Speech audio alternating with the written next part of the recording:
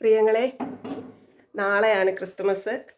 ഞങ്ങൾ ഇന്ന് രാവിലെ 24-ാം തീയതി രാവിലെ കേട്ടോ മോനുകുട്ടന് പള്ളിയിലെ ക്രിസ്മസ് പ്രോഗ്രാമിന് ഡാൻസ് പ്രാക്ടീസ് ഉണ്ട്. അപ്പോൾ മോനുകുട്ടനെ അവിടോട്ട് കൊണ്ടുവിട്ടിട്ട് ഞാൻ ജോലിക്ക് പോവാണ്. വൈകിട്ട് നമുക്ക് എല്ലാവരും വരും.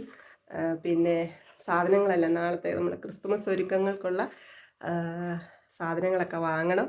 അങ്ങനെ കുറേ ജോലിയുണ്ട്. അപ്പോൾ ഞങ്ങൾ അങ്ങോട്ട് ഇറങ്ങുവാണ്. എൻ്റെ പ്രിയപ്പെട്ടവർക്കെല്ലാം ഹാപ്പി ക്രിസ്മസ്. മോനുകുട്ടൻ പറഞ്ഞു happy Christmas and happy new year.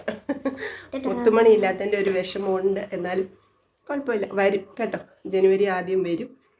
Exam അല്ലേ, നമ്മൾ വിളിച്ച് നിർത്താൻ പറ്റത്തില്ലല്ലോ. അപ്പോൾ ഞങ്ങളുടെ വക എൻ്റെ പ്രിയപ്പെട്ടവർക്കെല്ലാം നല്ലൊരു ക്രിസ്മസ് ആയിരിക്കട്ടെ. പുതുവത്സര ആശംസകളും. നമ്മളങ്ങോട്ട് ഇറങ്ങുക കേട്ടോ.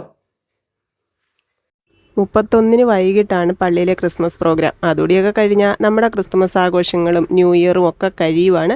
പുതിയൊരു വർഷത്തിലേക്ക് കടക്കുകയാണ്. 2025 ദൈവം തന്ന എല്ലാ നന്മകൾക്കും നന്ദി പറയാം. പിന്നെ ആ ഒരു വർഷം അനുഭവിച്ച കുറേ സങ്കടങ്ങളൊക്കെ ഉണ്ട്. അതിൽ നിന്നുള്ള പാഠങ്ങൾക്കും ദൈവത്തിന് നന്ദി പറയാം.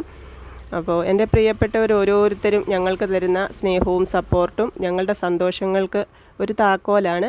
അപ്പോൾ നിങ്ങളോടുമുള്ള സ്നേഹം അറിയിക്കുകയാണ് കേട്ടോ. നമ്മുടെ ഫാമിലിയിലെ എല്ലാ പ്രിയപ്പെട്ടവരോടും സ്നേഹം. എല്ലാവർക്കും നന്മ നിറഞ്ഞ ക്രിസ്തുമസ് ആയിരിക്കട്ടെ, ഒപ്പം ഐശ്വര്യം നിറഞ്ഞ പുതുവർഷവും.